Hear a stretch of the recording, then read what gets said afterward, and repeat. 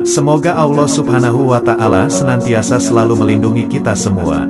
Amin Allahumma amin. Syekh Haji Muhammad Khalil bin Abdul Latif Basyeban Al-Bangkalani Al-Maduri Al-Jawi Asy-Syafi'i atau yang lebih dikenal dengan Syekhona Khalil atau Mbah Khalil Bangkalan. Lahir di Kemayoran, Bangkalan, 1820, meninggal di Martajasa, Bangkalan 1925 pada umur antara 104 sampai 105 tahun. Syekh Khalil Al-Bangkalani berasal dari keluarga ulama. Ayahnya, Kiai Haji Abdul Latif, mempunyai pertalian darah dengan Sunan Gunung Jati. Ayah Abdul Latif adalah Kiai Hamim, putra dari Kiai Abdul Karim bin Kiai Muharram bin Kiai Asror Karomah bin Kiai Abdullah bin Sayyid Sulaiman Basyeban. Sayyid Sulaiman inilah yang merupakan cucu dari Sunan Gunung Jati dari pihak ibu. Berikut akan dikisahkan beberapa karomah Syekhona Khalil. Namun sebelum menyimak kisahnya, jika berkenan, silahkan subscribe channel Rio Fulana, like, komen, dan share. Berikut kisahnya. Pertama, tertawa keras di dalam sholat. Pada suatu hari, di dalam sholat jemaah yang dipimpin oleh Kiai di sebuah pesantren tempat Kiai Khalil mencari ilmu, Kiai Khalil muda tertawa cukup keras, sehingga teman-temannya takut kalau Kiai akan marah karena sikapnya itu. Dugaan mereka tidak keliru. Setelah selesai sholat, sang Kiai menegur Kiai Khalil muda dengan sikapnya yang tertawa cukup keras waktu sholat itu. Tentu saja, tindakan itu dilarang dalam Islam. Ternyata, Kiai Khalil muda masih terus tertawa meskipun Kiai sangat marah terhadapnya. Akhirnya Kiai Khalil menjawab, bahwa ketika sholat berjamaah berlangsung, dia melihat sebuah berkat sejenis wadah nasi waktu kenduri di atas kepala sang Kiai. Mendengar jawaban tersebut, sang Kiai menjadi sadar dan merasa malu atas sholat yang ia pimpin tersebut.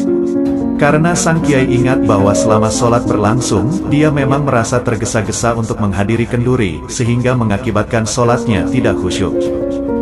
Kedua, debat kepiting dan rajungan. Pada suatu hari, para ulama Mekah berkumpul di Masjidil Haram untuk berdiskusi membahas masalah dan hukum Islam yang sedang terjadi di Mekah. Semua persoalan didiskusikan tanpa hambatan dan selalu mendapatkan solusi dan kesepakatan semua ulama. Akan tetapi, pada masalah mengenai halal atau haramnya kepiting dan rajungan terjadi banyak pendapat dan tidak menemukan solusi.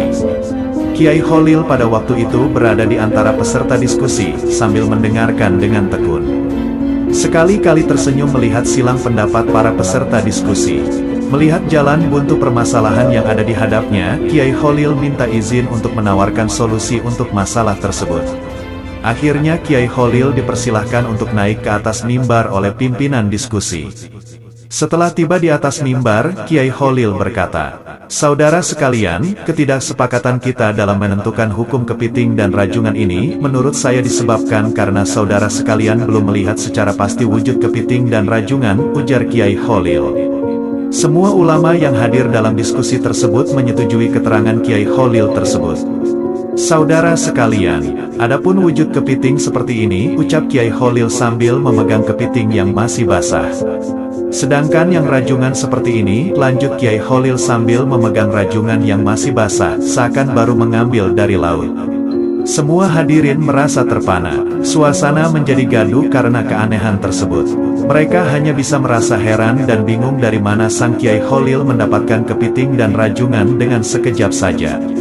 Maka setelah kejadian tersebut, masalah halal atau haramnya kepiting dan rajungan telah menemukan solusinya. Sejak kejadian itu, Kiai Khalil menjadi ulama yang disegani di antara ulama Masjidil Haram. Ketiga, ke Mekah naik krocok, sejenis daun aren yang dapat mengapung di air. Pada suatu sore di pinggir pantai daerah Bangkalan, Kiai Khalil hanya ditemani oleh Kiai Syamsul Arifin, salah seorang murid dan sahabatnya. Mereka membicarakan perihal urusan pesantren dan persoalan umat. Tak terasa waktu sudah berlangsung lama, dan matahari hampir terbenam. "Kita belum sholat asar Kiai," kata Kiai Syamsul Arifin. "Astagfirullah," kata Kiai Khalil menyadari kehilafannya. "Waktu asar hampir habis, kita tidak mungkin sholat secara sempurna Kiai," ucap Kiai Syamsul Arifin. "Kalau begitu, ambil kerocok untuk kita pakai ke Mekah," kata Kiai Khalil. Setelah mendapatkan kerocok, mereka menumpanginya dengan duduk di atas kerocok tersebut. Beberapa saat, Kiai Khalil menatap ke Mekah, tiba-tiba kerocok yang ditumpanginya melesat dengan cepat ke arah Mekah. Sesampainya ke Mekah, azan sholat asar baru saja dikumandangkan, dan mereka mendapatkan saf pertama sholat asar berjamaah di Masjidil Haram. Keempat, mengubah arah kiblat masjid. Pada suatu hari, Kiai Kholil sedang melihat masjid yang sedang dibangun oleh menantu beliau, yaitu Kiai Muntaha. Ketika melihat arah kiblat pada masjid tersebut, Kiai Kholil menegur sang menantu yang alim itu, supaya membetulkan arah kiblat masjid yang sedang dibangunnya. Sebagai orang yang alim, Kiai Muntaha mempunyai alasan dalam menentukan arah kiblat tersebut. Beberapa argumen ditunjukkan kepada Kiai Kholil dalam penentuan arah kiblat. Melihat menantunya tidak ada tanda-tanda untuk mendengar nasihatnya, Kiai Kholil tersenyum sambil berjalan ke arah tempat pengimaman yang diikuti sang menantu. Kiai Kholil mengambil sebuah kayu untuk melubangi dinding tembok arah kiblat dan menyuruh Kiai Muntaha untuk melihat lubang pada dinding masjid di tempat pengimaman. Betapa kagetnya Kiai Muntaha setelah melihat lubang itu. Sang menantu melihat dalam lubang kecil itu terlihat Ka'bah yang berada di Mekah dengan sangat jelas. Dengan penglihatan itu, Kiai Muntaha heran dan sadar bahwa arah kiblat yang menjadi kiblat bangunan masjidnya salah. Arah kiblat bangunan masjid terlalu miring dan terbukti benar apa yang dikoreksi Kiai Kholil. Kelima, membelah diri. Karomah lain dari Mbah Kholil adalah kemampuannya membelah diri. Dia bisa berada di beberapa tempat dalam waktu bersamaan. Pernah ada peristiwa aneh saat beliau mengajar di pesantren. Saat berceramah, Mbah Kholil melakukan sesuatu yang tak terpantau mata, tiba-tiba baju dan sarung beliau basah kuyup. Para santri heran, sedangkan beliau sendiri cuek, tak mau menceritakan apa-apa. Langsung ngeloyor masuk rumah, ganti baju. Teka-teki itu baru terjawab setengah bulan kemudian. Ada seorang nelayan sowan ke Mbah Kholil. Dia mengucapkan terima kasih, karena saat perahunya pecah di tengah laut, langsung ditolong Mbah Kholil. Keenam, menyembuhkan orang lumpuh seketika. Suatu hari, ada seorang keturunan Cina sakit lumpuh, padahal ia sudah dibawa ke Jakarta tepatnya di Betawi, namun belum juga sembuh. Lalu ia mendengar bahwa di Madura ada orang sakti yang bisa menyembuhkan penyakit. Kemudian pergilah ia ke Madura, yakni ke Mbah Kholil untuk berobat. Ia dibawa dengan menggunakan tandu oleh 4 orang, tak ketinggalan pula anak dan istrinya ikut mengantar. Di tengah perjalanan, ia bertemu dengan orang Madura yang dibopong karena kakinya kerobohan pohon. Lalu mereka sepakat pergi bersama-sama berobat ke Mbah Kholil. Orang Madura berjalan di depan sebagai penunjuk jalan. Kira-kira jarak kurang dari 20 meter dari rumah Mbah Kholil, muncullah Mbah Kholil dalam rumahnya dengan membawa pedang seraya berkata, "Mana orang itu? Biar saya bacok sekalian." Melihat hal tersebut, kedua orang sakit tersebut ketakutan dan langsung lari tanpa ia sadari sedang sakit. Karena Mbah Kholil terus mencari dan membentak-bentak mereka, akhirnya tanpa disadari, mereka sembuh. Setelah Mbah Kholil wafat, kedua orang tersebut sering ziarah ke makam beliau.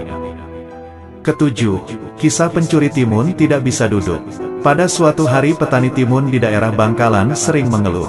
Setiap timun yang siap dipanen selalu kedahuluan dicuri maling. Begitu peristiwa itu terus-menerus. Akhirnya petani timun itu tidak sabar lagi. Setelah bermusyawarah, maka diputuskan untuk sowan ke Mbah Kholil. Sesampainya di rumah Mbah Kholil, sebagaimana biasanya, kiai tersebut sedang mengajarkan kitab Nahwu. Kitab tersebut bernama Jurumiyah, suatu kitab tata bahasa Arab tingkat pemula. "Assalamualaikum Kiai," ucap salam para petani serentak. "Waalaikumsalam warahmatullahi wabarakatuh," jawab Mbah Kholil. Melihat banyaknya petani yang datang, Mbah Kholil bertanya, "Sampeyan ada keperluan ya?" "Benar Kiai, akhir-akhir ini ladang timun kami selalu dicuri maling, kami mohon kepada Kiai penangkalnya," kata petani dengan nada memohon penuh harap. Ketika itu, kitab yang dikaji oleh Kiai kebetulan sampai pada kalimat koma Zaidun, yang artinya, Zaid telah berdiri. Lalu serta-merta Mbah Kholil berbicara sambil menunjuk kepada huruf koma Zaidun. "Ya, karena pengajian ini sampai koma Zaidun, ya koma Zaidun ini saja pakai sebagai penangkal," seru Kiai dengan tegas dan mantap. "Sudah Pak Kiai," ujar para petani dengan nada ragu dan tanda tanya.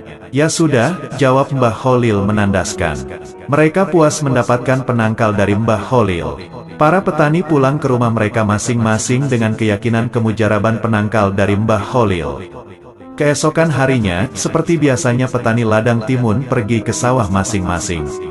Betapa terkejutnya mereka melihat pemandangan di hadapannya. Sejumlah pencuri timun berdiri terus-menerus tidak bisa duduk.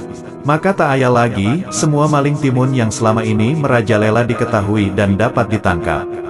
Akhirnya penduduk berdatangan ingin melihat maling yang tidak bisa duduk itu. Semua upaya telah dilakukan, namun hasilnya sia-sia. Semua maling tetap berdiri dengan muka pucat pasi karena ditonton orang yang semakin lama semakin banyak. Satu-satunya jalan agar para maling itu bisa duduk, maka diutus wakil petani untuk sowan ke Mbah Kholil lagi. Tiba di kediaman Mbah Kholil, utusan itu diberi obat penangkal. Begitu obat disentuhkan ke badan maling yang sial itu, akhirnya dapat duduk seperti sedia kala. Dan para pencuri itu pun menyesal dan berjanji tidak akan mencuri lagi di ladang, yang selama ini menjadi sasaran empuk pencurian. Maka sejak saat itu, petani timun di daerah Bangkalan menjadi aman dan makmur.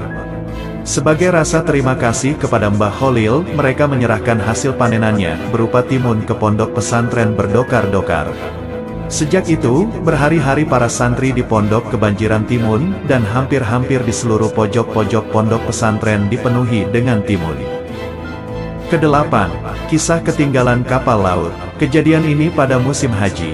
Pada waktu itu, kapal laut adalah satu-satunya angkutan menuju Mekah. Semua penumpang calon haji naik ke kapal dan bersiap-siap. Tiba-tiba seorang wanita berbicara kepada suaminya. "Pak, tolong saya, belikan anggur, saya ingin sekali," ucap istrinya dengan memelas.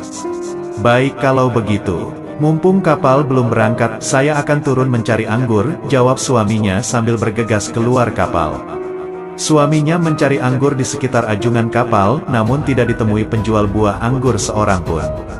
Akhirnya dicobanya masuk ke pasar untuk memenuhi keinginan istri tercintanya. Dan meski agak lama, akhirnya anggur itu didapat juga. Betapa gembiranya sang suami mendapatkan buah anggur itu. Dengan agak bergegas, dia segera kembali ke kapal untuk menemui istrinya.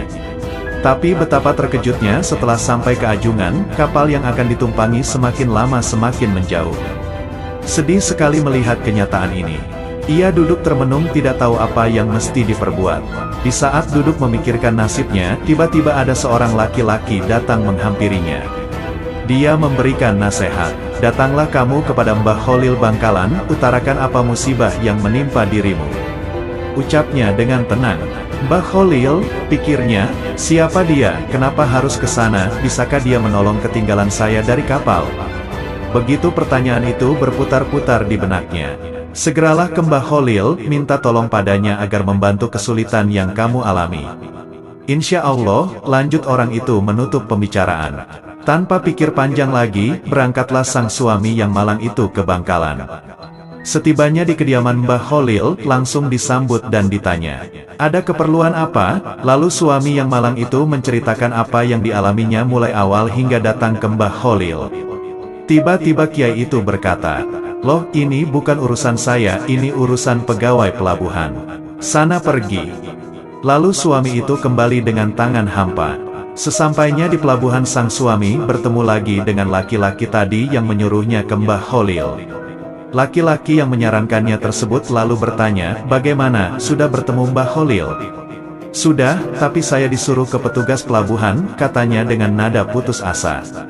"Kembali lagi, temui Mbah Kholil," ucap orang yang menasehati dengan tegas tanpa ragu. Maka sang suami yang malang itu pun kembali lagi ke Mbah Kholil. Begitu dilakukannya sampai berulang kali. Baru setelah ketiga kalinya, Mbah Kholil berucap, "Baik kalau begitu, karena sampeyan ingin sekali, saya bantu sampeyan." "Terima kasih Kiai," kata sang suami melihat secercah harapan. "Tapi ada syaratnya," ucap Mbah Kholil. "Saya akan penuhi semua syaratnya," jawab orang itu dengan sungguh-sungguh. Lalu Mbah Kholil berpesan, "Setelah ini, kejadian apapun yang dialami sampeyan jangan sampai diceritakan kepada orang lain, kecuali saya sudah meninggal. Apakah sampeyan sanggup?" Seraya menatap tajam. "Sanggup Kiai," jawabnya spontan. "Kalau begitu ambil dan pegang anggurmu, pejamkan matamu rapat-rapat," kata Mbah Kholil. Lalu sang suami melaksanakan perintah Mbah Kholil dengan patuh. Setelah beberapa menit berlalu, dibuka matanya pelan-pelan. Betapa terkejutnya, dirinya sudah berada di atas kapal tadi yang sedang berjalan. Takjub heran bercampur jadi satu, seakan tak mempercayai apa yang dilihatnya. Digosok-gosok matanya, dicubit lengannya. Benar kenyataan, bukannya mimpi, dirinya sedang berada di atas kapal. Segera ia temui istrinya di salah satu ruang kapal. "Ini anggurnya, Dik. Saya beli anggur jauh sekali," ucapnya dengan senyum penuh arti seakan tidak pernah terjadi apa-apa dan seolah-olah datang dari arah bawah kapal. Padahal sebenarnya dia baru saja mengalami peristiwa yang dahsyat sekali, yang baru kali ini dialami selama hidupnya. Terbayang wajah Mbah Kholil. Dia baru menyadarinya bahwa beberapa saat yang lalu, sebenarnya dia baru saja berhadapan dengan seseorang yang memiliki karomah yang sangat luar biasa. Kesembilan, Kiai Kholil dipenjara oleh penjajah. Masa hidup Kiai Kholil tidak luput dari gejolak perlawanan terhadap penjajah. Tetapi, dengan caranya sendiri Kiai Kholil melakukan perlawanan. Pertama, ia melakukannya dalam bidang pendidikan. Dalam bidang ini, Kiai Kholil mempersiapkan murid-muridnya untuk menjadi pemimpin yang berilmu, berwawasan, tangguh dan mempunyai integritas baik kepada agama maupun bangsa. Ini dibuktikan dengan banyaknya pemimpin umat dan bangsa yang lahir dari tangannya, salah satu di antaranya Kiai Hashim Asy'ari, pendiri pesantren Tebu Ireng. Cara yang kedua, Kiai Kholil tidak melakukan perlawanan secara terbuka, melainkan ia lebih banyak berada di balik layar. Realitas ini tergambar bahwa ia tak segan-segan untuk memberi suuk, mengisi kekuatan batin, tenaga dalam, kepada pejuang. Kiai Kholil pun tidak keberatan pesantrennya dijadikan tempat persembunyian. Ketika pihak penjajah mengetahuinya, Kiai Kholil ditangkap dengan harapan para pejuang menyerahkan diri. Akan tetapi, ditangkapnya Kiai Kholil malah membuat pusing pihak Belanda karena ada kejadian-kejadian yang tidak bisa mereka mengerti, seperti tidak bisa dikuncinya pintu penjara, sehingga mereka harus berjaga penuh supaya para tahanan tidak melarikan diri. Di hari-hari selanjutnya, ribuan orang datang ingin menjenguk dan memberi makanan kepada Kiai Kholil, bahkan banyak yang meminta ikut ditahan bersamanya. Kejadian tersebut menjadikan pihak Belanda dan sekutunya merelakan Kiai Kholil untuk dibebaskan saja. Ke-10. Kiai Kholil berguru ke Kiai Pasuruan. Ketika Kiai Kholil masih muda, dia mendengar bahwa di Pasuruan ada seorang kiai yang sangat sakti mandraguna. Namanya Abu Darin. Kholil muda ingin sekali belajar kepada Abu Darin. Semangat untuk menimba ilmu itu begitu menggebu-gebu pada dirinya, sehingga jarak tempuh yang begitu jauh dari Bangkalan di Pulau Madura ke Pasuruan di Pulau Jawa tidak dianggapnya sebagai rintangan berarti, meski harus berjalan kaki. Namun apa daya, sesampainya Kholil muda di Desa Luan, tempat Kiai Abu Darin membuka pesantren, ternyata Kiai Abu Darin sudah wafat. Meninggal hanya beberapa hari sebelum kedatangan Kholil muda. Habislah harapannya untuk mewujudkan cita-citanya berguru kepada kiai yang mempunyai ilmu tinggi tersebut. Dengan langkah gontai karena lelah fisik dan penat mental, hari berikutnya Kholil bertakziah ke makam Kiai Abu Darin. Di depan pusara Kiai Darin, Kholil membaca Al-Quran hingga 40 hari. Pada hari yang ke-41, ketika Kholil tengah ketiduran di makam, Kiai Abu Darin hadir dalam mimpinya. Dalam kesempatan itu, almarhum mengatakan kepada Kholil, "Niatmu untuk belajar sungguh terpuji. Telah aku ajarkan kepadamu beberapa ilmu, maka peliharalah." Kholil lalu terbangun, dan serta-merta dia sudah hafal kandungan kitab Imriti, Ashimuni, dan Alfiyah, kitab utama pesantren itu. Ke-11. Melindungi calon santrinya dari musibah. Pada kisah yang lain, Kiai Kholil berusaha melindungi calon santrinya dari musibah, padahal dia berada di Bangkalan, sementara si calon santri di tengah alas Roban, Batang, Pekalongan. Menurut cerita si calon santri yang bernama Muhammad Amin, ia berangkat dari Kempek Cirebon bersama 5 orang temannya, menuju Bangkalan, Madura, untuk berguru kepada Kiai Kholil. Mereka tidak membawa bekal apa-apa kecuali beberapa lembar sarung, baju, celana untuk tidur, parang, serta titikan, alat pemantik api yang terbuat dari batu. Setelah berjalan kaki berhari-hari, menerobos hutan dan menyeberangi sungai, mereka sampai di tepi hutan Roban di luar kota Batang, Pekalongan. Hutan itu terkenal angker, sehingga tidak ada yang berani merambahnya. Pohon-pohon yang ada di hutan itu besar-besar. Semak belukar sangat tinggi. Banyak binatang buas di dalamnya. Namun yang lebih menyeramkan, banyak perampok yang berkeliaran di tepi hutan itu. Mereka perampok yang kejam dan tidak segan-segan membantai mangsanya kalau melawan. Menjelang malam, tatkala 6 orang calon santri itu sedang mencari tempat untuk tidur, tiba-tiba muncul sesosok laki-laki. Namun karena tampangnya biasa-biasa saja, mereka tidak menaruh curiga. Bahkan orang itu kemudian bertanya apa mereka punya titikan, karena ia akan menyulut rokok. Setelah titikan itu dipegangnya, ia mengatakan bahwa batu itu terlalu halus sehingga sulit dipakai untuk membuat api. Masih perlu dibikin kasar sedikit, kata orang itu sambil memasukkan batu tersebut ke mulutnya lalu menggigitnya sehingga pecah menjadi dua. Terbelalak mata 6 orang calon santri itu menyaksikan kekuatan mulut laki-laki itu. Mereka gemetar ketakutan. "Serahkan barang-barang kalian," hardik orang itu. Amin, yang paling berani di antara mereka menjawab. "Kalau barang-barang kami diambil, kami tidak bisa melanjutkan perjalanan ke Bangkalan." Mendengar kata Bangkalan, orang itu tampak was-was. "Mengapa kalian ke sana?" dia balik bertanya. "Kami mau berguru kepada Mbah Kholil," jawab Amin. Tersentak laki-laki itu, seperti pemburu tergigit ular berbisa. Wajahnya pucat pasi, bibirnya menggigil. "Jadi kalian mau nyantri sama Kiai Kholil?" "Betul," sahut 6 calon santri itu bersamaan. Mereka gembira karena merasa tidak akan dirampok. Tapi dugaan itu meleset. "Kalau begitu, serahkan semua barangmu kepadaku," kata lelaki itu. "Kalian tidur saja di sini, dan aku akan menjaga kalian semalaman." Makin ketakutan saja para remaja itu. Mereka kemudian memang membaringkan badan, tapi mata tidak bisa diajak tidur semalaman. Maut seakan sudah dekat saja. Keesokan harinya, selepas mereka sholat subuh, lelaki itu mengajak mereka pergi. "Ayo kita berangkat," ujarnya. "Kemana?" tanya para calon santri. "Akan kuantar kalian keluar dari hutan ini agar tidak diganggu oleh perampok lain," jawabnya tampak ramah. Dalam hati mereka bertanya-tanya apa maunya orang ini. Namun sebelum pertanyaan itu terjawab, orang itu berkata, "Sebenarnya kalian akan aku rampok dan menjual kalian kepada Onden Ming untuk dijadikan kuli kontrak di luar Jawa. Tapi ilmu saya akan berbalik mencelakakan diri saya kalau berani mengganggu para calon santri Kiai Kholil. Sebab guru saya pernah dikalahkan Kiai Kholil dengan ilmu putihnya." Maka 6 remaja dari Kempek itu kian mantap untuk nyantri ke Bangkalan. Terlebih lagi baru di perjalanan saja untuk menuju pesantren Kiai Kholil, mereka telah memperoleh karamah dari pemimpin pesantren tersebut. Ke-12. Kedatangan macan. Suatu hari di bulan Syawal, Kiai Kholil tiba-tiba memanggil santrinya. "Anak-anakku, sejak hari ini kalian harus memperketat penjagaan pondok pesantren. Pintu gerbang harus senantiasa dijaga, sebentar lagi akan ada macan masuk ke pondok kita ini," kata Syekh Kholil agak serius. Mendengar tutur guru yang sangat dihormati itu, segera para santri mempersiapkan diri. Waktu itu sebelah timur Bangkalan memang terdapat hutan-hutan yang cukup lebat dan angker. Hari demi hari, penjagaan semakin diperketat, tetapi macan yang ditunggu-tunggu itu belum tampak juga. Memasuki minggu ketiga, datanglah ke pesantren pemuda kurus, tidak berapa tinggi berkulit kuning langsat sambil menenteng kopor seng. Sesampainya di depan pintu rumah Syekh Kholil, lalu mengucap salam.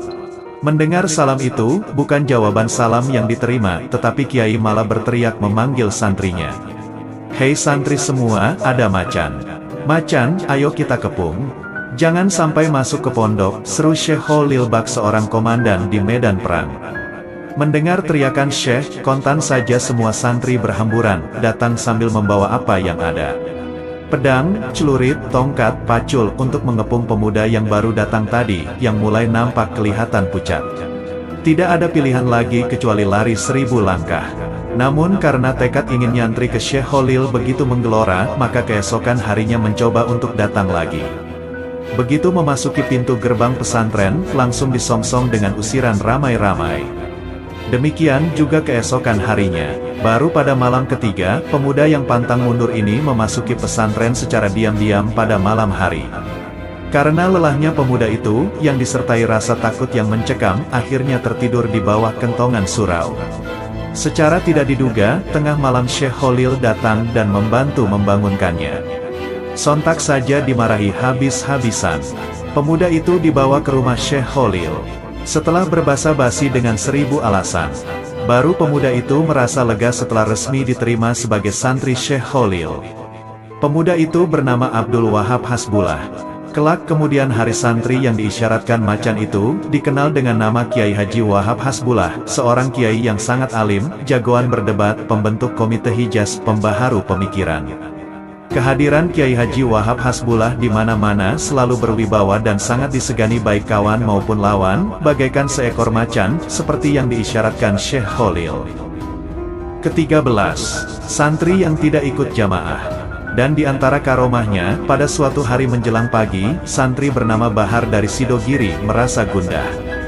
Dalam benaknya tentu pagi itu tidak bisa sholat subuh berjamaah. Ketidakikutsertaan Bahar sholat subuh berjamaah bukan karena malas, tetapi disebabkan halangan junub. Semalam Bahar bermimpi tidur dengan seorang wanita. Sangat dipahami kegundahan Bahar, sebab wanita itu adalah istri Kiai Khalil, istri gurunya. Menjelang subuh, terdengar Kiai Khalil marah besar sambil membawa sebilah pedang seraya berucap, "Santri kurang ajar, santri kurang ajar." Para santri yang sudah naik ke masjid untuk sholat berjamaah merasa heran dan bertanya-tanya, apa dan siapa yang dimaksud santri kurang ajar itu. Subuh itu Bahar memang tidak ikut sholat berjamaah, tetapi bersembunyi di belakang pintu masjid.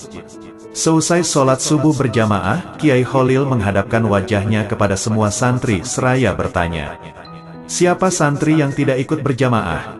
Ucap Kiai Khalil nada menyelidik. Semua santri merasa terkejut tidak menduga akan mendapat pertanyaan seperti itu. Para santri menoleh ke kanan kiri, mencari tahu siapa yang tidak hadir. Ternyata yang tidak hadir waktu itu hanyalah Bahar. Kemudian Kiai Khalil memerintahkan mencari Bahar dan dihadapkan kepadanya. Setelah ditemukan, lalu dibawa ke masjid. Kiai Khalil menatap tajam-tajam kepada Bahar seraya berkata, "Bahar, karena kamu tidak hadir sholat subuh berjamaah maka harus dihukum.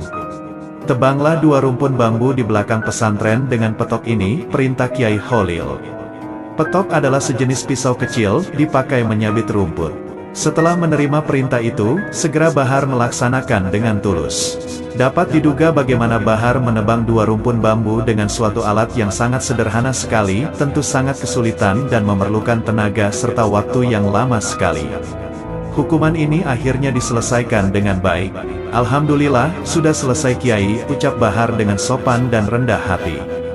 "Kalau begitu, sekarang kamu makan nasi yang ada di nampan itu sampai habis," perintah Kiai kepada Bahar. Sekali lagi santri Bahar dengan patuh menerima hukuman dari Kiai Khalil.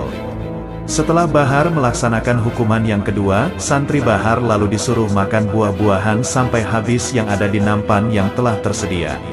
Mendengar perintah ini, santri Bahar semua buah-buahan yang ada di nampan itu. Setelah itu, santri Bahar diusir oleh Kiai Khalil seraya berucap, "Hai santri, semua ilmuku sudah dicuri oleh orang ini," ucap Kiai Khalil sambil menunjuk ke arah Bahar. Dengan perasaan senang dan mantap santri Bahar pulang meninggalkan pesantren Kiai Khalil menuju kampung halamannya.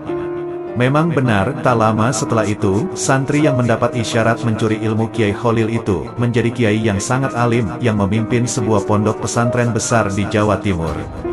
Kiai beruntung itu bernama Kiai Bahar, seorang kiai besar dengan ribuan santri yang diasuhnya di pondok pesantren Sidogiri, Pasuruan, Jawa Timur. Ke-14. Kedatangan, suatu hari menjelang sholat maghrib.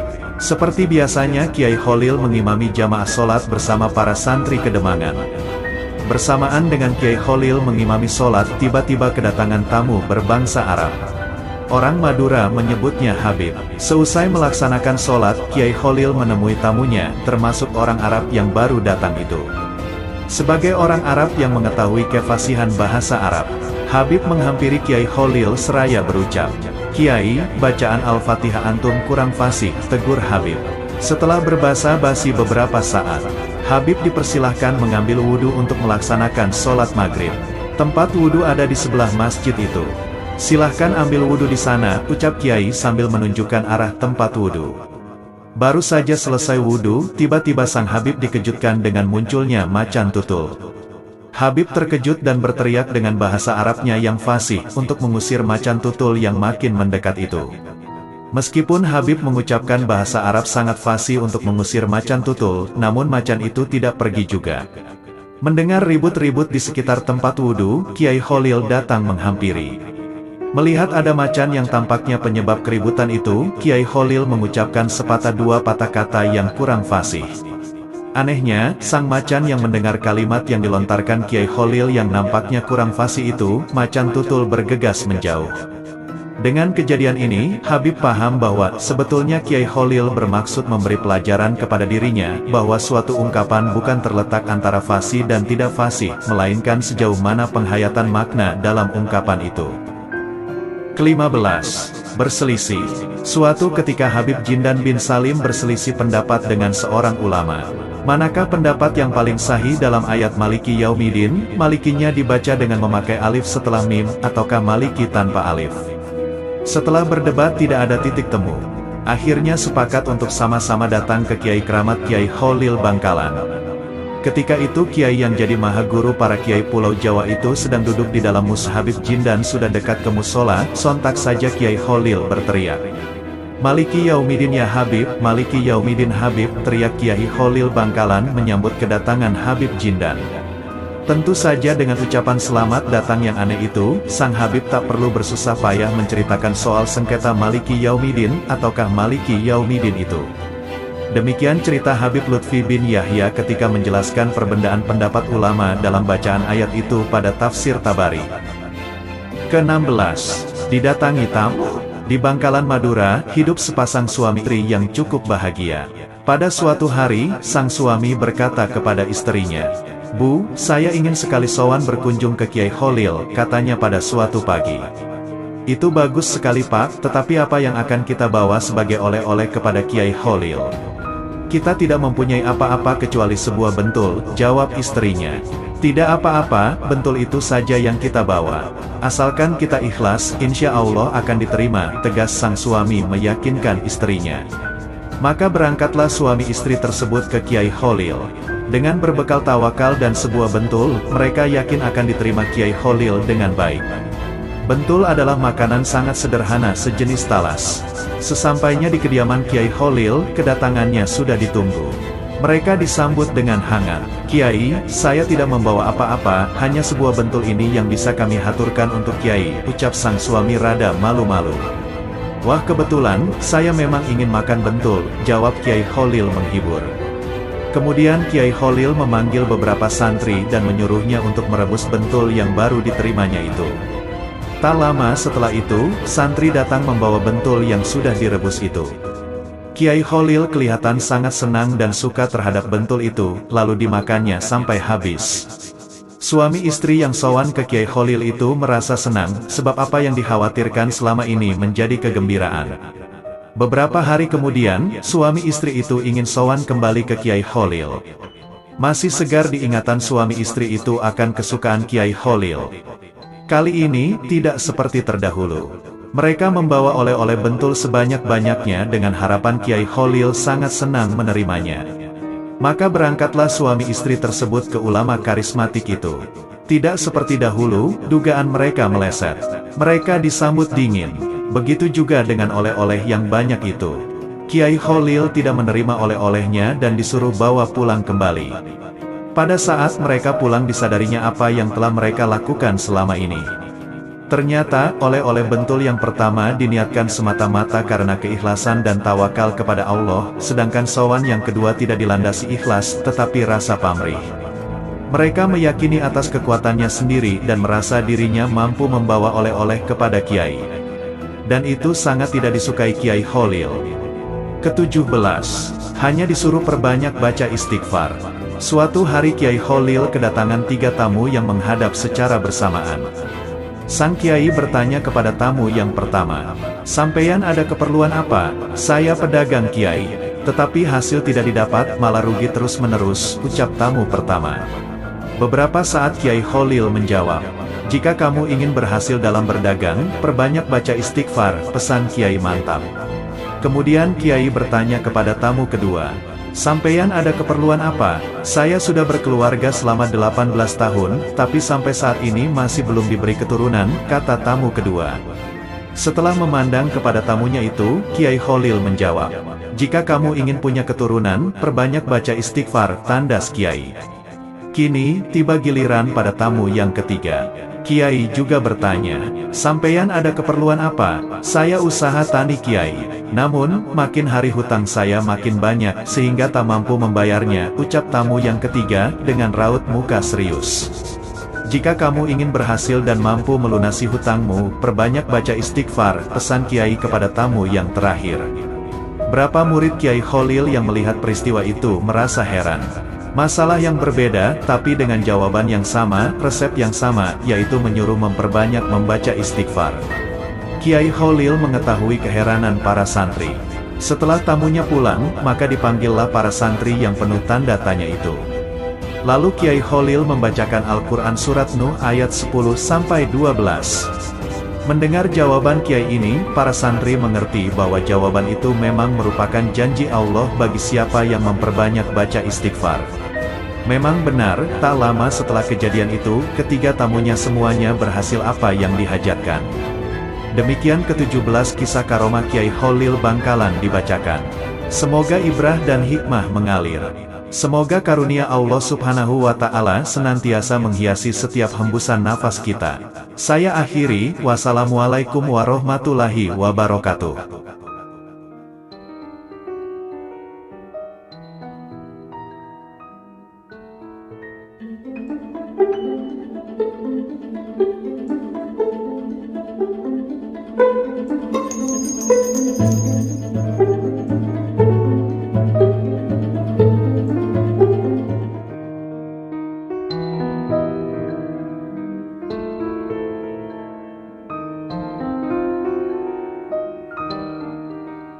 Assalamualaikum warahmatullahi wabarakatuh. Berjumpa lagi dengan Rio Fulana. Semoga Allah senantiasa merahmati kita semua. Amin ya robbal alamin. Sebelumnya telah diupload video yang berjudul 17 kisah karomah Syekh Kholil Bangkalan. Kali ini akan dikisahkan 13 kisah karomah beliau yang lainnya. Kisah ini diambil dari berbagai sumber kemudian dikemas ke dalam satu video. Berikut kisahnya. Kisah pertama, Syahdan, Mbah Kholil Bangkalan Madura memanggil 3 santrinya, Mbah Manap kelak menjadi pendiri pesantren Lirboyo dan 2 orang santri lainnya. "Anu Cung, tolong sampeyan carikan air susu di laut." Saling pandang sejenak, ketiganya menjawab kompak, "Enggih, Kiai." Setelah pamitan mereka langsung berangkat. Dengan bekal keyakinan bahwa dawuh guru walaupun kelihatan mustahil tetap harus dilaksanakan. Selama 3 hari 3 malam mencari di lautan, ternyata hasilnya nihil. Di tengah keputusasaan ketiganya bermusyawarah. "Bagaimana ini?" "Lah iya, kalau kita jawab tidak ada berarti kan sama saja mengatakan guru kita tidak tahu, bodoh," sahut mereka. "Seperti beli rokok di toko bangunan," jawab lainnya. "Wah begini saja, bagaimana kalau kita jawab kami belum menemukan kiai," kata yang ketiga. Akhirnya jawaban ini disetujui 2 orang temannya. Lalu ketiganya sowan kembali ke Mbah Kholil dan mengatakan kalau belum menemukan. "Oh gitu, ayo kalian ikut saya," kata Mbah Kholil singkat.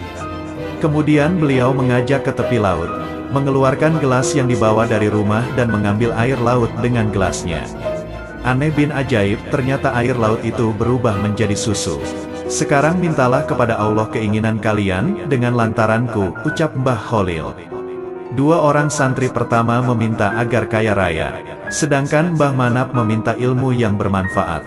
Kelak keinginan mereka terkabul, 2 orang santri itu benar-benar kaya raya, namun kekayaannya habis berbarengan dengan meninggalnya. Sedangkan Mbah Manap bisa mendirikan pondok pesantren Lirboyo yang santrinya menyebar ke seluruh Nusantara. Kisah kedua, berkaitan dengan cerita Kiai Kholil soal tongkat ajaib. Kejadian ini berkaitan langsung dengan sejarah berdirinya Nahdlatul Ulama. Pada saat itu, Kiai Wahab dalam berbagai kesempatan selalu menyosialisasikan ide untuk mendirikan jamiah atau organisasi. Sebenarnya semenjak ide tersebut disosialisasikan, tidak ada masalah yang menghalangi kecuali restu dari Kiai Haji Hashim Asy'ari. Karena beliau adalah guru dari Kiai Wahab sehingga dirinya merasa perlu mendapatkan restu langsung. Ketika gagasan tersebut disampaikan, ternyata tidak langsung disetujui. Kiai Haji Hashim Asy'ari perlu berhari-hari dan bulan untuk melakukan sholat istikharah memohon petunjuk dari Allah, namun harapan itu tidak kunjung datang. Kiai Kholil sebagai guru Kiai Haji Hashim Asy'ari mengamati kondisi tersebut. Kemudian beliau mengutus seorang santri yang juga masih cucunya sendiri, As'ad, untuk menghadapnya. Saat ini Kiai Hashim sedang resah, oleh karena itu, antar dan berikanlah tongkat ini kepadanya, kata Kiai Kholil sambil memberikan tongkat yang dimaksud. Dan jangan lupa bacakan ayat ini surat Toha As'ad. Setelah itu, As'ad kemudian pergi ke Jombang untuk menyampaikan pesan yang dibawanya serta menyampaikan tongkat. Hari berganti bulan dan bersama perjalanan waktu, organisasi yang sudah dirintis oleh Kiai Wahab belum juga terbentuk, sehingga Kiai Kholil mengutus As'ad yang kedua kali dengan membawakan tasbih dan meminta Kiai Haji Hashim Asy'ari untuk mengamalkan Asmaul Husna yang berbunyi, Ya Jabar, Ya Qahar. Setelah berjuang dibantu oleh kiai-kiai lain, akhirnya Nahdlatul Ulama berdiri pada tanggal 16 Rajab 1344 Hijriah, tanggal 31 Januari tahun 1926, atau tepat 1 tahun setelah Kiai Haji Kholil wafat yang jatuh pada tanggal 29 Ramadan 1343 Hijriah. Kisah ketiga, kekeramatan Mbah Kholil yang sangat terkenal adalah pasukan lebah gaib. Dalam situasi kritis, beliau bisa mendatangkan pasukan lebah untuk menyerang musuh. Ini sering beliau perlihatkan semasa perang melawan penjajah. Termasuk saat peristiwa tanggal 10 November tahun 1945 di Surabaya. Kiai Haji Gozi menambahkan, dalam peristiwa tanggal 10 November tahun 1945, Mbah Kholil bersama kiai-kiai besar seperti Bisri Syamsuri, Hashim Asy'ari, Kiai Wahab dan Mbah Abbas Buntet kota Cirebon, mengerahkan semua kekuatan gaibnya untuk melawan tentara sekutu. Hizib-hizib yang mereka miliki, dikerahkan semua untuk menghadapi lawan yang bersenjatakan lengkap dan modern. Sebutir kerikil atau jagung pun, di tangan kiai-kiai itu bisa difungsikan menjadi bom berdaya ledak besar. Tak ketinggalan, Mbah Kholil mengacau konsentrasi tentara sekutu dengan mengerahkan pasukan lebah gaib peliharaannya. Di saat ribuan ekor lebah menyerang, konsentrasi lawan buyar. Saat konsentrasi lawan buyar itulah, pejuang kita gantian menghantam lawan. Hasilnya terbukti, dengan peralatan sederhana, kita bisa mengusir tentara lawan yang senjatanya super modern. Tapi sayang, peran ulama yang mengerahkan kekuatan gaibnya itu, tak banyak dipublikasikan. Kisah keempat, Mbah Kholil adalah guru utama yang mencetak banyak ulama besar di Jawa Timur. Sampai sekarang, meski sudah meninggal, banyak ulama yang mengaku belajar secara gaib dengan Mbah Kholil.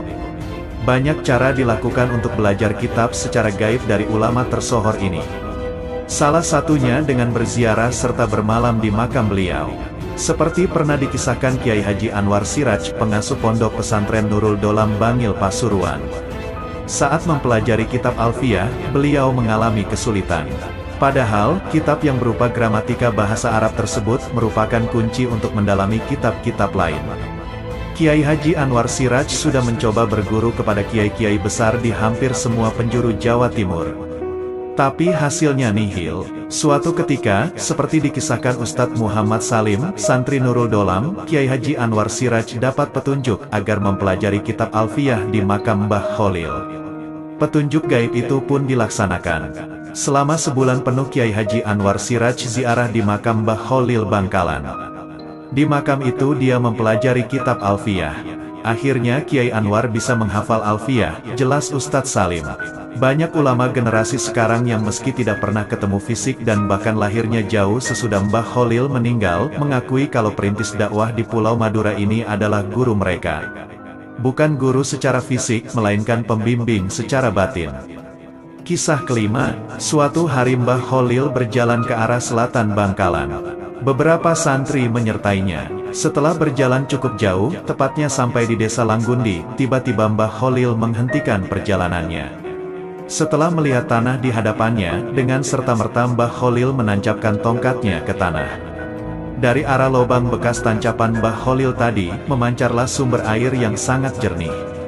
Semakin lama semakin besar, bahkan karena terus membesar, sumber air tersebut akhirnya menjadi kolam yang bisa dipakai untuk minum dan mandi. Kolam yang bersejarah itu sampai sekarang masih ada. Orang Madura menamakannya Qola Al-Asror Langgundi. Letaknya sekitar 1 km sebelah selatan kompleks pemakaman Mbah Kholil Bangkalan.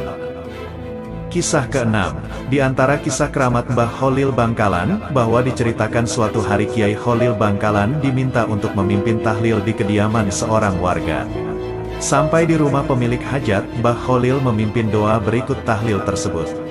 Akan tetapi ada yang ganjil, biasanya bacaan tahlil dibacakan berulang-ulang, untuk kali ini berbeda dengan Mbah Kholil. La ilaha illallah, beliau membacanya hanya sekali saja, lantas salam dan pulang. Melihat kejadian itu, istri pemilik hajat marah-marah, ngomel-ngomel kepada suaminya. Pasalnya, pemberian berkat untuk Kiai Kholil dengan bacaan tahlil tidak sebanding. Akhirnya perempuan itu meminta suaminya untuk mendatangi kediaman Kiai Kholil. Laki-laki yang tak begitu bersahabat dengan istrinya itu akhirnya mengiyakan kehendak istrinya. Sesampai laki-laki itu sowan dan dapat bertemu Mbah Kholil, ia mengatakan, "Maaf Kiai, kehadiran saya ke sini atas permintaan istri saya. Dia merasa ganjil dengan tahlil yang Kiai pimpin tadi." "Ada apa dengan tahlil?" "Oh, yang bacaan tahlil cuma sekali itu," kata Kiai Kholil tegas. "Iya Kiai," kata pemilik hajat. "Pantas, sampai rumah, aku merasa tidak enak, nasinya masih utuh. Saya taruh di atas lemari, belum dibuka santri-santri." Untuk menjelaskan keganjilan itu, Kiai Kholil mengambil timbangan, kemudian beliau menimbang selembar kertas bertuliskan kalimat La ilaha illallah dengan berkat nasi pemberian pemilik hajat itu. Subhanallah, setelah ditimbang, ternyata nasi berkat itu lebih ringan dari selembar kertas yang bertuliskan kalimat tahlil itu. "Makanya, aku hanya membacakan satu kalimat tahlil saja. Bacaan itu sudah mencukupi untuk bingkisan semua ahli kuburmu dan beratnya melebihi nasi berkat yang kamu berikan kepadaku." Kisah ke-7, suatu saat pada malam hari selepas molang, ngajar kitab, Mbah Kholil berjalan-jalan di area pesantren, hingga tak terasa perjalanan beliau sampai pada pesisir pantai Bangkalan. Saking nikmatnya beliau wirid dengan membawa tasbih. Beliau pun tersadar dari kenikmatan zikirnya dan waktu sekitar jam 12 malam. Beliau melemparkan tasbih tersebut, bersamaan dengan itu beliau juga melempar keris ke tengah lautan, lalu beliau kembali ke kediaman sampai kira-kira jam 3 dan beliau langsung salat malam hingga waktu subuh tiba.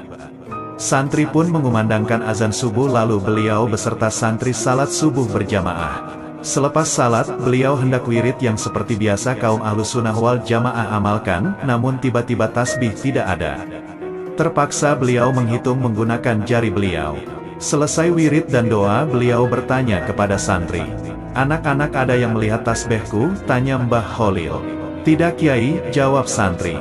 Lalu Mbah Kholil diam termenung sementara dan kemudian beliau berkata, "Oh ya anak-anak, tasbih saya tidak perlu dicari-cari ya, soalnya tasbih saya ada di rumahnya Hashim, yang dimaksud Hashim Asy'ari." "Iya Kiai," jawab santri, dan terbukti Mbah Hashimlah yang ampuh memutar atau menjalankan roda aswaja hingga saat ini. Paham itu masih terjaga terpelihara dan berkembang layaknya putaran tasbih Mbah Kholil yang tiada berhenti saat zikir. Kisah ke-8, ketika Mbah Hashim nyantri di Bangkalan, beliau diberi tugas mengurusi kuda milik Mbah Kholil hingga kesempatan untuk ngaji pun tidak banyak. Pada suatu hari, Mbah Kholil kedatangan tamu dari Jawa dan kebetulan dia seorang kiai juga. Tapi santrinya tak sampai ratusan, hanya puluhan saja. Setelah tamu ditanya keperluannya apa, lalu tamu tersebut mengutarakan keperluannya kepada Mbah Kholil. "Saya datang ke sini Kiai, pertama niat silaturahmi, dan yang kedua saya hendak menikahkan putri saya. Berhubung dia sudah dewasa, kiranya patut saya carikan jodoh apalagi usia saya juga sudah ada di ambang pintu ajal, yang tak lama lagi Allah pasti memanggil ruh saya Kiai. Jika ada Kiai, saya mohon petunjuk dan izin Kiai untuk mencarikannya." Tanpa berpikir panjang, Mbah Kholil langsung memanggil Mbah Hashim yang ada di belakang dalam rumah. Mbah Kholil sedang ngurusi kuda. Spontan beliau yang mendengar suara gurunya memanggil langsung lari tunggang langgang menghadap sang guru. "Iya Kiai, enjenengan manggil saya?" "Iya," jawab Mbah Kholil. Tanpa banyak tanya lagi, Mbah Hashim langsung diam merunduk, lalu Mbah Kholil berkata kepada tamu, "Ini dia calon menantumu yang akan meneruskan perjuanganmu." Tamu pun terkejut tegang dan tak habis pikir, sambil bergumam dalam hatinya, "Masa iya si santri emblasakan koyongene dadi mantuku arep ngurusi pesantrenku, aku ora yakin are iki ake elmune." Di sisi lain Mbah Hashim pun terkejut pula sambil bergumam dalam hatinya, moso iya si Mbah Kholil tego arep jodoaken awakku ambe putrin ulama, mulio akeh santrin lan berwibawa serta alim koyo iki. Mbah Kholil lalu menyambung dawuhnya, apa yang kalian pikirkan? Sudah kamu pulang dan siapkan selamatannya di rumahmu, 3 hari lagi akad nikah dilaksanakan. Dan kamu Hashim kembali ke belakang. Mbah Hashim lalu balik ke tempat tugasnya dengan hati yang risau, pikiran kacau balau dan perasaan galau, sembari bertanya-tanya dalam hati kecilnya. Bagaimana saya bisa menjalani ini semua, kenapa guru tidak memberitahu saya sebelumnya atau paling tidak menawarkannya? Gundah gulana bimbang ragu dan bingung terus berkecamuk dalam pikiran Mbah Hashim.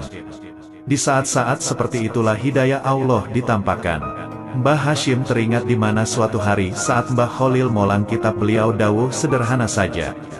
Barang siapa di antara kalian yang ingin tercapai hajatnya, maka bacalah solawat nariyah sebanyak-banyaknya dan pada waktu ijabah sangat dianjurkan, yaitu setelah separuh malam hingga menjelang subuh.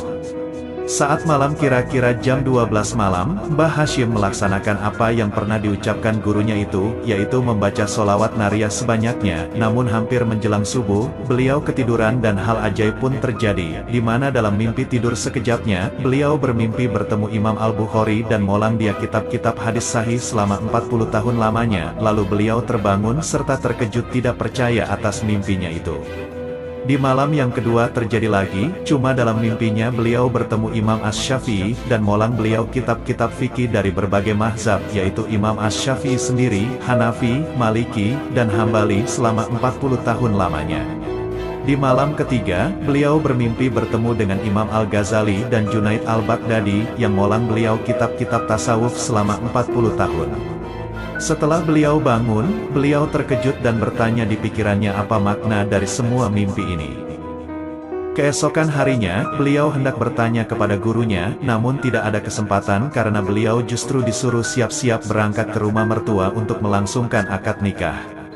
Lalu keduanya pun berangkat. Sampai di tempat tujuan langsung dilakukan akad nikah. Selesai itu, Mbah Kholil akan pulang ke Bangkalan, tapi sepatah kata pun tak ada yang keluar terucap dari Mbah Kholil, mulai dari Bangkalan hingga sampai di tempat pernikahan. Baru Mbah Kholil mau pulang, beliau dawuh kepada Mbah Hashim lalu kepada mertuanya yang disaksikan banyak santri dan tamu undangan. Kepada Mbah Hashim Mbah Kholil berkata, Hashim, jangan nyelewang-nyeleweng ya ibadah, ikut yang dicontohkan Nabi melalui ulamanya. Ikuti ulamanya Allah biar selamat, Allah pasti bersamamu.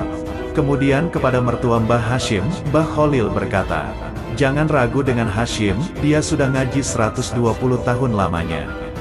Baik Mbah Hashim, mertua dan yang lainnya jadi tidak paham serta kebingungan menafsiri dawuh Mbah Kholil, karena mereka pikir ini tidak masuk akal. Kapan ngajinya sampai 120 tahun, sementara usia beliau belum sampai 50. Lalu Mbah Kholil pun balik ke Bangkalan.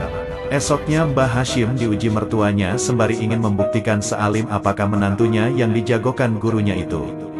Dan beliau pun dengan agak gugup berada di masjid. Sementara di tempat yang biasa mertuanya duduk sudah disediakan 2 kitab tafsir dan hadis. Tanpa ditanya, si santri pun dan ustadz memberitahukan batas yang harus diajarkan dan dibaca. Keajaiban pun dimulai. Tanpa harus menengok, apalagi memegang kitabnya, Mbah Hashim langsung membaca dengan fasih dan hafal di luar kepala, serta membahasnya layaknya masyayikh yang sudah kenyang dengan segudang ilmu. Tak satu pun ada yang salah baca. Ustadz dan santri senior yang tidak yakin dengan kemampuan beliau pun jadi takjub, begitu pula mertuanya yang mengintip dari celah jendela rumahnya pun ikut takjub. Dari hari itu hingga seterusnya, Mbah Hashimlah yang molang semua kitab-kitab klasik yang tebal-tebal dari berbagai cabang ilmu agama Islam. Itulah beberapa karomah Mbah Kholil kepada Mbah Hashim dan masih banyak lagi karomah-karomah beliau kepada santri-santri beliau yang lain. Kisah ke-9. Pada suatu waktu, Kiai Kholil mempunyai tamu yang berasal dari keturunan Tionghoa yang terkenal dengan panggilan Koh Bun Fat datang untuk keperluan pribadinya. Kiai, saya minta didoakan agar cepat kaya, karena aku sudah bosan hidup miskin, kata Koh Fat yang sedang miskin. Setelah mendengar niat tamunya tersebut, Kiai Kholil meminta Koh Bun Fat untuk mendekat. Setelah mendekat, Kiai Kholil memegang kepala Koh Bun Fat dan memegangnya erat-erat sambil mengucapkan, satu lisanatan, howang-howang, howing-howing. Pak Uang Huang Nuang. Tur kecetur salang kecetur, sugi, sugi, sugi. Saat itu diucapkan oleh Kiai Kholil, tidak ada satupun yang ada memahami makna apa yang diucapkan oleh Kiai Kholil. Namun, dengan kata tanpa makna itu, Koh Bun Fat justru berubah menjadi pengusaha Tionghoa yang kaya raya. Kisah ke-11, Syekh Kholil di dalam mengajar dan mendidik para santrinya tergolong sangat unik. Di samping santri dituntut untuk menguasai ilmu alat nahwu saraf secara mendalam, beliau juga mendidik mental dan kepribadian santri yang terkesan aneh. Misalnya yang terjadi pada santri Manap dari Magelang yang mau berguru kepada Syekh Kholil. Setibanya di pondok, semua bekal yang dibawa oleh Manap diminta semua, sehingga pemuda itu tidak mempunyai apa-apa. Sebagai akibatnya bisa diduga, santri Manap lebih banyak kelaparan daripada cukup makan.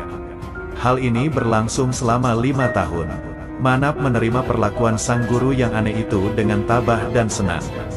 Manap yakin apa yang dilakukan gurunya merupakan pendidikan yang tentu besar manfaatnya sekaligus sebagai isyarat tertentu. Kelak isyarat itu ternyata benar.